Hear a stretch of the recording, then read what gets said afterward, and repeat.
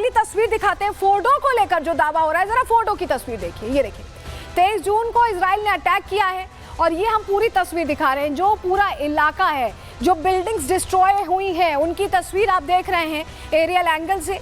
ये सैटेलाइट तस्वीरें हैं जो बताती हैं कि नुकसान तो पहुंचा है, लेकिन क्या ये इतना गहरा नुकसान है कि जो नीचे इसके अंदर पूरे टनल्स बनाकर यहाँ पर रखे गए हैं, परमाणु संवर्धन रखा गया है, वो वाकई ध्वस्त हुआ है, उसको नुकसान पहुंचा है? क्योंकि बेंजामिन नेतन्याहू कह रहे हैं कि उन्होंने जो चाहा था वो तो अचीव हो गया है। सुनिए इजरायली प्रधानमंत्री क्या कह रहे हैं। हम शेर की तरह उठे और हमारी दहाड़ ने तेहरान को हिलाकर रख दिया। यह युद्ध दुनिया की सभी सेनाओं को सिखाया जाएगा। हमने अराक, नतांज और इस्फहान में महत्वपूर्ण सुविधाओं को नष्ट कर दिया। हमने एक ऐतिहासिक जीत हासिल की। हमने 2 तात्कालिक खतरों को दूर किया। फोर्डो में भूमिगत संवर्धन स्थल को नष्ट कर दिया गया है। अगर कोई परमाणु परियोजना को पुनर्जीवित करने की कोशिश करता है तो हम उसी ताकत से काम करेंगे। तो नेतन्याहू तो कह रहे हैं कि इजराइल जो चाहता था वो हो गया, लेकिन अमेरिका के दावे खोखले साबित होते दिखाई दे रहे हैं। इधर ईरान में जश्न का माहौल है। तो आखिर इन 12 दिनों की जंग में कौन किस पर भारी पड़ा? किसको लगता है कि वो जीत गया, कौन हार गया और किसकी दुनिया के सामने किरकिरी हुई है? डिटेल रिपोर्ट के जरिए आपको इस सवाल का जवाब देने जा रहे हैं। रिपोर्ट देखिए।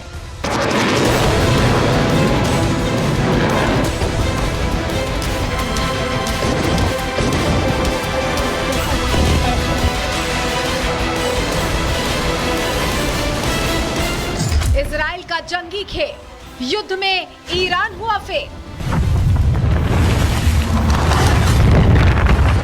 फोर्डो, नतांज, इस्फहान परमाणु ठिकानों पर तबाही के निशान। इजराइल ईरान जंग को लेकर अमेरिकी राष्ट्रपति डोनाल्ड ट्रंप सीज फायर का ऐलान कर चुके हैं, लेकिन एक सवाल अभी भी बना हुआ है कि आखिर 12 दिन चली इस जंग में किसकी जीत हुई और किसकी हार? किसके हमले ज्यादा असरदार रहे और किसके हमले नाकाम?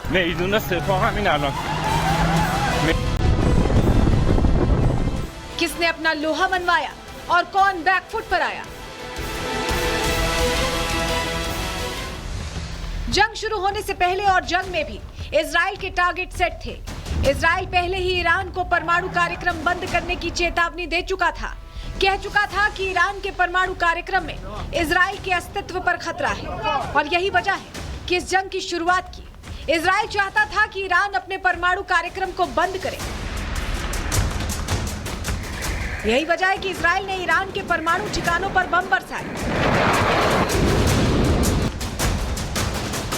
सबसे महत्वपूर्ण और सुरक्षित फोर्डो परमाणु साइट को ध्वस्त किया और अपना पहला टारगेट हासिल करने में कामयाब रहा। हालांकि कुछ रिपोर्ट्स के मुताबिक ईरान के परमाणु ठिकाने पूरी तरह ध्वस्त नहीं हुए, लेकिन ये सच्चाई है कि इजराइल के इन हमलों ने ईरान के परमाणु कार्यक्रम को कई साल पीछे ढकेल दिया।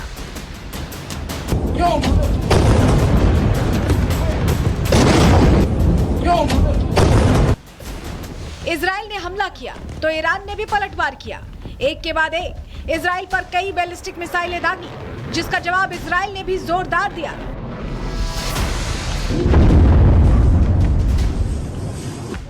और उन ठिकानों को निशाना बनाया जिनसे ईरान की सैन्य ताकतों पर असर पड़े।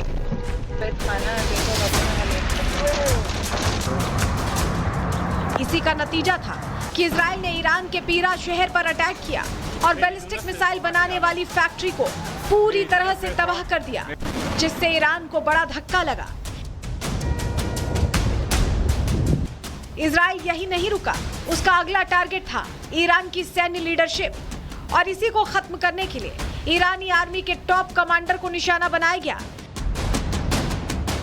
जिसमें IRGC के commander major general Hussain Salami, ईरानी सेना chief Mohammad Bagheri, major general Gholam Ali Rashid, air force chief Amir Ali Hajizadeh को निशाना बनाने में इजराइल सफल रहा।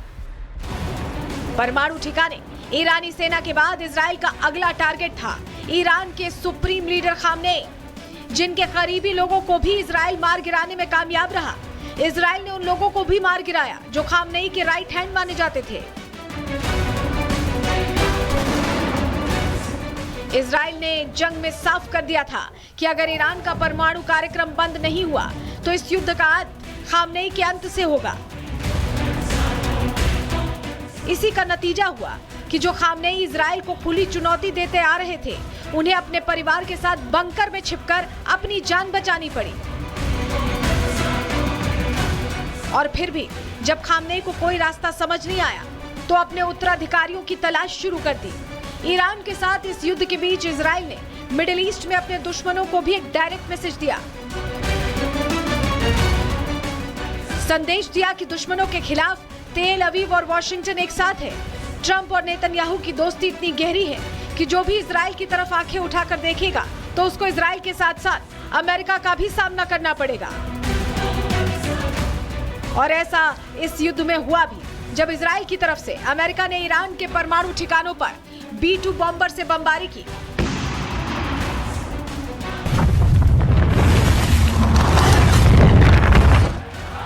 हालांकि ईरान सीज़फायर के बाद जीत का जश्न मना रहा है, इजराइल को हराने का दावा कर रहा है, लेकिन सच्चाई तो यह है कि इस जंग में ईरान को भारी नुकसान पहुंचा है, जिससे ईरान बैकफुट पर आ गया है।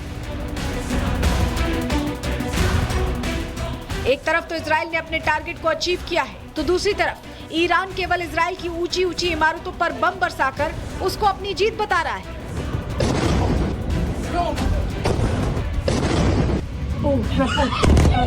हकीकत तो ये है कि अभी तक ईरान अपने हमलों की कोई उपलब्धि नहीं गिनवा पाया है और इस जंग में उसको फायदे से ज्यादा नुकसान झेलना पड़ा है।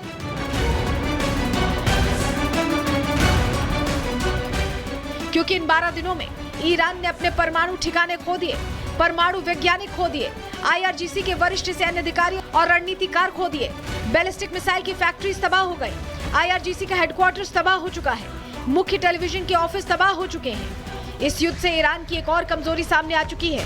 साफ हो चुका है कि ईरान का एयर डिफेंस सिस्टम बहुत कमजोर है, क्योंकि पहले तो इजराइल ने ईरान पर मिसाइलें दागी, बमबारी की और फिर अमेरिका ने ईरान में घुसकर उसके परमाणु ठिकानों को निशाना बनाया। उससे ईरान के एयर डिफेंस की पोल खुल गई है। हालात ऐसे हो गए हैं कि ईरान का एयर डिफेंस सिस्टम इजराइल और अमेरिका के एक भी हमले को पूरी तरह से नाकाम नहीं कर पाया।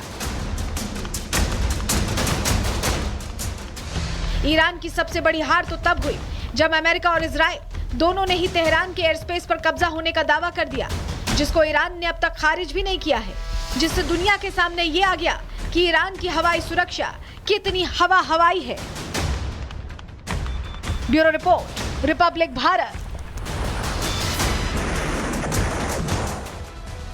और बीच एक और बड़ी खबर आ रही है। फोर्डो परमाणु केंद्र को लेकर इजराइल ने बड़ा बयान दे दिया है। परमाणु केंद्र पर एजेंट्स के जाने की जानकारी नहीं है। देखिए, अमेरिका ये कह रहा था कि इजरायली एजेंट्स बता रहे हैं कि नुकसान हुआ है, लेकिन अब इजराइल कह रहा है कि जानकारी नहीं है। अमेरिकी हमले के बाद एजेंट्स के जाने की जानकारी नहीं है। ट्रंप ने किया था एजेंट्स के फोर्डो जाने का दावा, यानी ट्रंप का एक और दावा जिसकी हवा निकलती दिखाई दे रही है।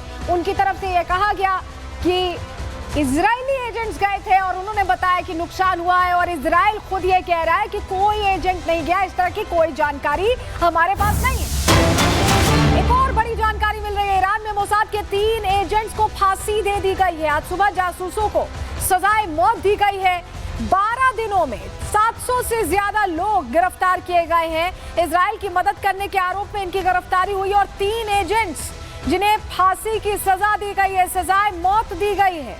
ये दावा ईरान का कि ये जो 3 चेहरे हैं ये दरअसल इजरायली एजेंट्स थे, मोसाद के एजेंट्स थे।